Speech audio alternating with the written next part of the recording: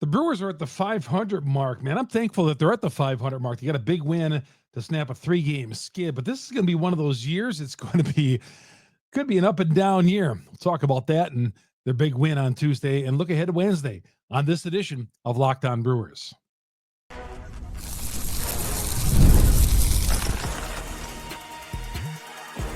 You are Locked On Brewers, your daily Milwaukee Brewers podcast. Part of the Locked On Podcast Network, your team every day. Yeah, they won 93 games last year. They won 93 games last year, and a lot of things went their way. I mean, they had the baseball gods on their side. Let's face it. Man for man, maybe that wasn't a 93-win team. We didn't project them. They weren't projected to win 93 games, but they won the division. Yeah, they bowed out in the postseason. But this team has got another year of maturity. They're going through a lot of injuries. There's guys who aren't hitting yet. They've the injuries, especially in their pitching staff. But here they are, 9-9. And I know some of you guys are disappointed and what have you. We'll get to that coming up next. Chuck Freeman here on Locked On Brewers, part of Locked On Podcast Network. We are your team every day. Good to have you along. Whether you follow us on any of the platforms, man, I appreciate you having us aboard.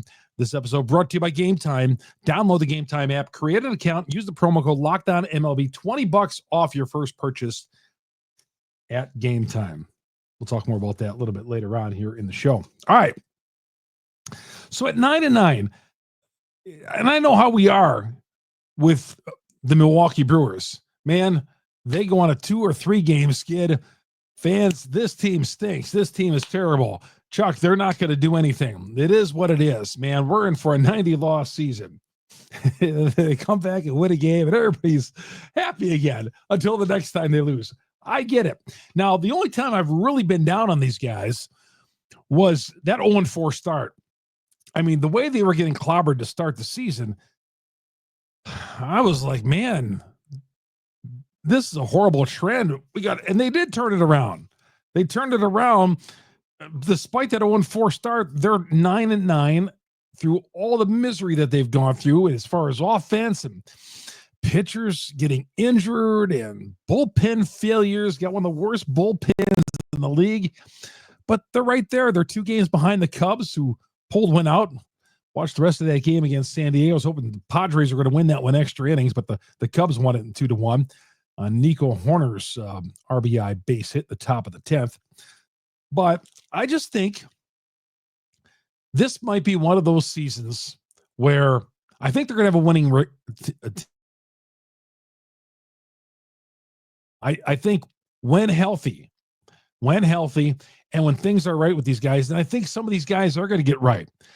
The Brewers are a playoff team. The Brewers might not be a 93-win team, okay, but I could see upper 80s.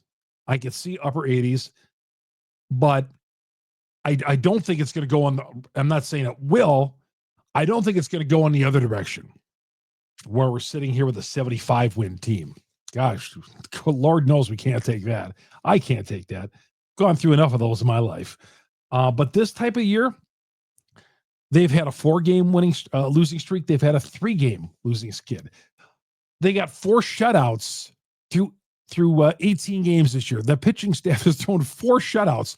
As bad as they were early in the season, their pitching was on pace to be one of the worst pitching staffs in baseball history, at least through 4 games of a season. But they've pitched 4 shutouts. They combined to get a shutout tonight, and they're getting production from guys that we didn't even know were going to be on this roster, like Quinn Priester, who started off the season in the Red Sox organization until the Brewers desperately made a trade for him. But I think the Brewers are going to be in the pennant race all year long. They're going to get some reinforcements. They're going to get some guys healthy. And some of these batting average on this team, my God. Bryce Terang is not going to... Okay, on the other side, I don't think Bryce Terang's a 329 hitter. But certainly, Christian Yelich, who ended an 0-for-16 streak on Tuesday night with a base hit, a sharp single off a left-hander to right field. he's not going to hit 150. He's not going to be below 200. Christian Yelich is going to turn this thing around. Now, the deeper you go into the season, the law of averages, it's tougher to turn a season around to have a good year. You know how that works, just the averages. You know, I think Joey Ortiz is better than 213. I think he's going to hit better. Garrett Mitchell, who crushed one off the center field fence tonight, just missed his first home run of the year. Before the season, I looked at Garrett Mitchell as a 20 to 25 home run guy. No homers so far. He's hitting 227. I think he's got too much talent in that. Rhys Hoskins is batting 229. He's actually, with the 3 hits he had on Thursday night, he's actually hitting better than he did he's 15 points better than he did last year. We haul Rhys Hoskins out of town, but Rhys Hoskins, I don't think in his career has ever hit over 250. But on the other end, we need the guy to hit 35 home runs. He finally hit his first home run on Tuesday night, and it was a bomb, 440 feet. But Rhys Hoskins, I think he's going to hit a little higher than that, but certainly the 1 home run through 18 games, that's going to improve. Will Contreras, who started off poorly, as good as Will Contreras has been lately, and he was the NL Player of the Week last week, his batting average still 230, but again, he's digging himself out of a hole.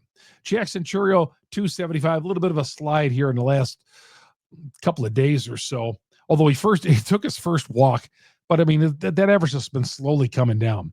And Jackson's going to be great. We know that. Sal Frelick batting 306. You know, Sal put out 25 pounds in the offseason. He hit some home runs in spring training. He hasn't jacked one yet. Not that I want him. I don't think we need him to jack home runs, but he has not hit a home run yet. The guy who I think is overperforming is Bryce Terang. 329. And Murphy talks about Bryce Terang, thinks he's going to be great and says you haven't seen the best of him just yet. I don't think he's quite a 329 here. That's going to come down a little bit, but I still think he's going to hit close to 300. I think he'd be close to a 300, but I don't think he's, a 329, 330 type hitter. But that said, I mentioned some of these guys, Mitchell, Hoskins, Contreras struggling until last week. I haven't even mentioned the problems at third base with Oliver Dunn and Vinny Capra, 171 and 100 respectively. All those guys, Yelich, it's going to get better with some of these guys. It is. I'm not so sure with Oliver Dunn and Vinny Capra. And if that trend continues, look at the Brewers are 9-9 with getting nothing on the left side of the infield. So I think the Brewers are going to get better. Some of these guys are going to pick up their seasons. And the bullpen, which was one of the worst bullpens going into last night's game, their bullpen ERA was 5.94. And I know a lot of that was skewed because how bad they were early in the year. And a guy by the name of Piamps, who has been terrible in 3 outings this year. But last year, they were second in baseball in ERA. Second in ERA. They're 28th right now, going into Tuesday night's game. Better days are ahead. Are they going to win 93 games? No. But I think once people get healthy, some of these guys improve, this team will indeed be in the race all year long. They will be in the race. Will the St. Louis Cardinals? No. Although you can never count the Cardinals out. The Cubs certainly will, and I think the Reds will be too. I said the Reds before the season. I picked them to win the NL Central last year, but I think the Reds will certainly be in the race. They're playing much better since the Brewers took 3-4 from them a couple of weekends ago. But I'm burying the lead on Tuesday night's game. Quinn Priester does it again, and he pitches a gem for the Milwaukee Brewers. And what he means to the rotation. We'll get to that coming up next. Chuck Freeman here on Locked On Brewers. Locked On Brewers, part of Locked On Podcast Network. We are your team every day. PrizePicks. The basketball, the hockey playoffs are heating up. First games in the NBA were Tuesday night. You took Golden State on the money line. You're sitting pretty right now. I had to sweat it out at the end, but we'll talk more about that a little bit later on. But I mean, individual players is where PrizePicks is all about. All you got to do is pick more or less. Let's say you think Christian Yelich is going to get over half a hit. He's going to get a hit, or two or so. You pick him, you pick Churio, if you think he's whatever his over and under is on hits, all that, you multiply a couple of players and you can win up to 2,000 times your cash. Let's say, for instance, when the Bucks get going, you want Giannis over whatever it is, 32.5 points, whatever it is. Jason Tatum, more than 8 rebounds, whatever. Hockey, Connor McDavid, more than 1 goal. Download the app. Again, you play multiple players. You download the app. You use the promo code LOCKEDONMLB, and there you get $50 instantly. $50 instantly in your account after you play your first $5 lineup. So go to the website, PrizePicks. Download the app.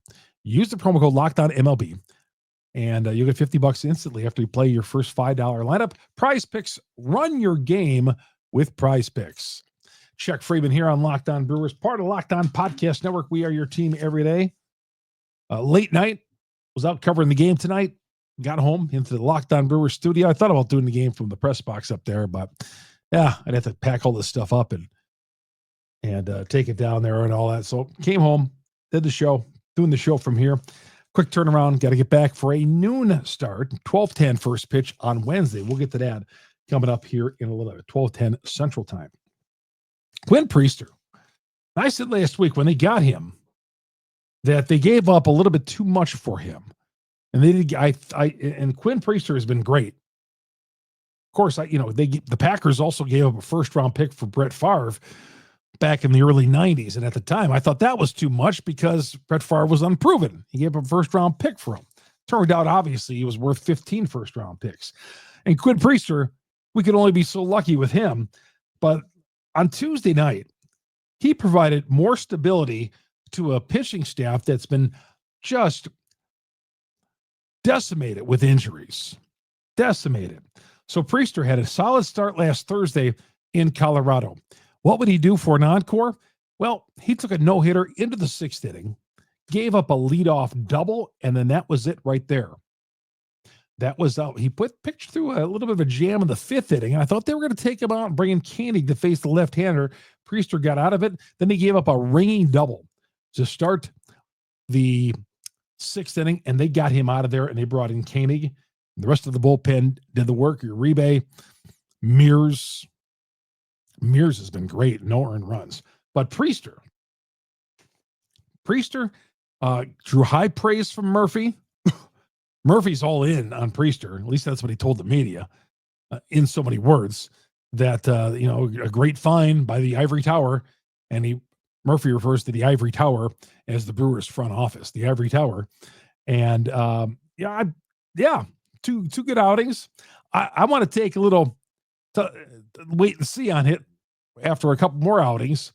Again, I've been around this a little bit, and I've seen guys come up here and make great starts, and then, after a while, you can't wait to get rid of them and get them back down to AAA. So, but Quinn Priester, you got to like what he's interviewed him after the game. The guy hits the weight. You can see the weight that he put on in the offseason, man. That kid is strong. He's powerful. And he was good. It's funny because he took a no-hitter into the 6th inning, but a no-hitter through 5, I don't really get too excited.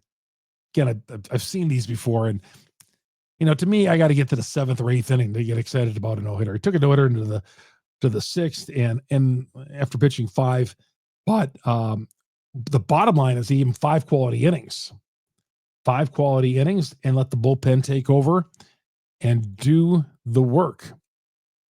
Bullpen was rested. Elvin Rodriguez the night before helped the bullpen out by going 5 innings of relief while the Brewers were down 8-0, and allowed other guys like Koenig and Mears and guys like that to pitch. Priester did well. Will probably earn another start. There's no doubt about it. So he took a no-hitter through 5 on the 38th anniversary of the Juan Nieves no-hitter. The Juan Nieves no-hitter. Well, I consider the only no-hitter in Brewer history. I know Tim Allen was talking about that tonight. The only no-hitter, this is the 38th anniversary of the no-hitter he'd had in 1987. But there was a no-hitter a few years ago with Burns and Hader, a combined no-hitter I just don't look at that the same as the Juan Nieves in Baltimore to get the team off to a 7-0 start. God, I had the Juan Nieves. I had the What's Brewing laying around here. Oh, it's sitting down there. Maybe I'll bring it tomorrow night. Of Nieves pitching the no-hitter. The What's Brewing magazine the Brewers used to put out. Charge you like $1, or you get it with the kids and the Brewers Pepsi fan club. All right. So they stopped the 3-game skid behind Priester. And as I mentioned before, the home run by Hoskins, Yelich getting a single, breaking it 0 for 16. Churio drawing a walk to lead off the game. And Yelich got dumped down not dumped down, but he got moved down to the 4th hole. Interesting. Moved him down. Well, y'all wanted him to move down to the order. He didn't move down. They moved him from 3rd to 4th in the order. So good things. Bounce back. Got to win. But, as long as they've had, like I said, a 4 on a 3-game skid so far this year. As long as you don't get one of those long, sustained losing skids, and even avoid these 4 and 3 gamers. Okay. The Cubs are going to be real to contend with this year. I think so. They are. They're a good team. I feel like they've been on the road for a lot. I mean, you look at it. They've had 2 West Coast road trips. They've been in Japan. They've been at home, and they were in Arizona for spring training. It's been a busy spring for them. Well-traveled Chicago Cubs, and they bounced back after I think a 1-3 start. They were 1-3, 1-4 start. But the Brewers and Cubs and the Reds are the 3 teams will be battling for this. By the way, Hoskins, not only the home run, had an infield single that drove it a run, a little bleeder down the 3rd base line. And he had another single in there as well. So Hoskins, 3 hits. Let's hope that gets him going. But I said the same thing about Yelich last week, and then he proceeded to disappoint me. All right. We come back, talk about some of the moves the Brewers made. We'll get to Wednesday's outing as well. And Quintana makes his 2nd start, and who's pitching for the Tigers and all. We'll get to all that coming up next. Chuck Freeman here on Locked On Brewers. Locked On Brewers, part of the Locked On Podcast Network. We are your team every day. Game time. Maybe you want to get some tickets for Wednesday afternoon's game. Knock off from work, noon start, go to work till about 11 o'clock, go to game time. Like I said, within an hour of that first pitch, those prices are dropping on Game Time. They sure are. And go to Game Time right now. Last minute tickets, last minute deals, all in pricing, lowest price guaranteed. They take the stress out of buying MLB tickets. You could just punch up Brewers and Tigers. You'll get the stadium seating right there, all the seats, and you push what seat you want. You see a seat that's available, boom, push it, and they'll tell you all up front how much that price is going to cost, how much that ticket's going to cost. Tickets again drop as the game time gets closer. But take the guesswork out of buying tickets with Game Time. And right now, catch this deal. Download the Game Time app, create an account, use the promo code LOCKEDONMLB, and you'll get $20 off your first purchase. Terms apply. Buy $70 for the tickets, you'll pay $50. But create the account, use the promo code LOCKEDONMLB, LOCKEDONMLB for $20 off. Download the Game Time app today. Last minute tickets, lowest price guaranteed. You get great seats. You can get them on that first level, that 100 level. Get them all at Game Time. Download the Game Time app today. Down the stretch we come here on Locked On Brewers. Everybody, early Wednesday morning, dropping this one in the overnight hours.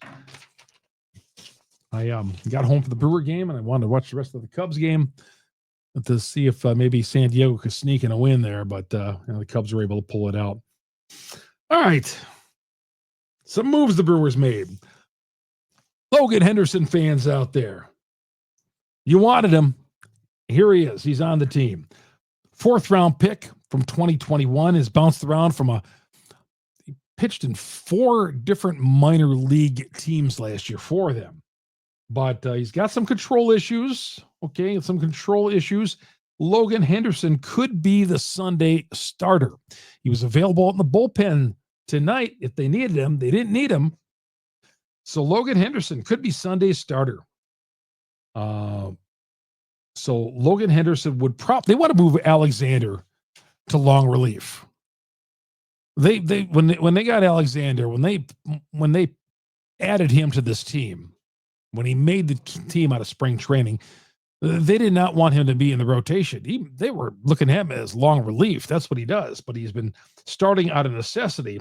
But Logan Henderson could start in Alexander's spot on Sunday. We'll see. We'll see if that happens. So Henderson gets called up. Tell me you didn't see this coming. Elvin Rodriguez shipped to AAA 0-2, 7.32 earned run average. And that earned run average was lowered because he had a nice outing in garbage time on Monday night. But he's given up 6 home runs. Elvin Rodriguez, I don't know. The Brewer brass will talk nice things about him and talk about his stuff, but I just don't see it. At least he's not ready, at least right now. He's never had a major league win. He's played with 2 clubs now, and I just don't see it. They should have never started on opening day. Brewers should have never put him in that position.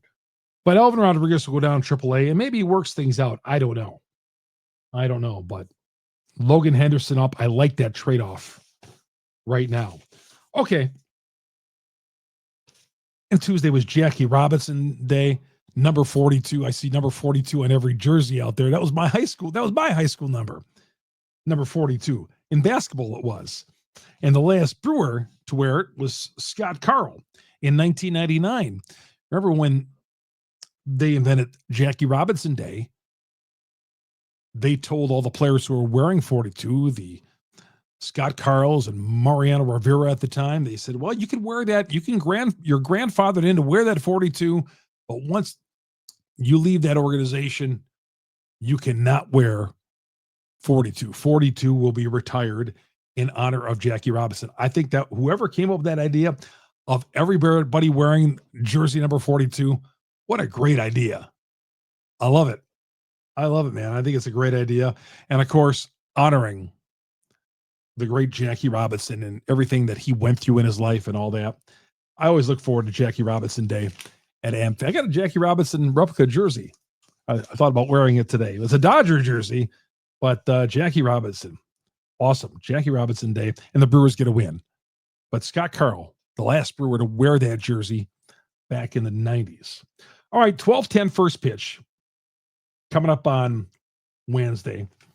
Love these midweek afternoon games. I prefer the 1 o'clock start, but at 12:10, I feel like early in the year, they always get around. They get you with that noon start. So it's a quick turnaround. Jose Quintana, who pitched great last Friday in Arizona, he makes a start. God, I feel like that start was just like yesterday. He's starting again, but he pitched great, 7 strong innings on 80 pitches, I want to say, and got the job done. Montero gets called up for the Tigers. AJ Hinch was raving about him today, the manager of the Tigers. The Tigers right now, they are dragging. They've played 23. They would have played 23 games in 24 days. This is where the Brewers are catching them off this road trip. And maybe that's a good thing for the Brewers. It is a good thing. But AJ Hinch, the manager of the Tigers, wanted to give his starters, because they've played 23 and 24 days, an extra day of rest. So they brought up Montero, who actually started a playoff game last year. Only 1 inning, but he started a playoff game, and he was in relief in another game for the Tigers as well. But pitched Detroit's only complete game last year. He'll make the start against the Brewers. Montero against Quintana with a 12-10 start. And the Brewers going for the rubber game of that 3-game series coming up on Wednesday afternoon. Of course, we'll be back here a little bit later on Wednesday night talking Locked On Brewers with you. Please subscribe on all the audio platforms we're on. Wherever you download your audio podcast, we're on all of them. Google, Spotify, you name it. Apple, we're on every platform out there. The number 1 Brewers podcast out there, because of you great Brewer fans out there. You see me walking around. A couple of you saw me walking in the ballpark tonight. Appreciate it. Took a selfie with one of them. Always great talking to the great Brewer fans. Even though it was cold and windy, we were chatting a little bit about the Brewer pitching staff. 2 guys who were from Fort Atkinson. Fort Atkinson, as I remember.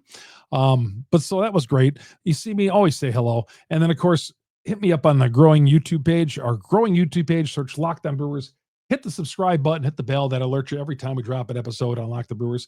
Also, hit me up on Twitter, at Chuck Freeman, FREIMUND. If you want to DM me, great. May not get back to you just that second. I do get a lot of DMs, but I will get back to you eventually. But you trust me, I will. I will not blow it off. I will not ghost you. I will get back to you. But appreciate everybody who's always cooperated and messaged me. And, of course, you can leave your comments on the YouTube page as well. Thanks for making us your first listen to every day. This is Chuck Freeman, Locked On Brewers, part of the Locked On Podcast Network. We are your team every day. Have yourself a great Wednesday, everybody.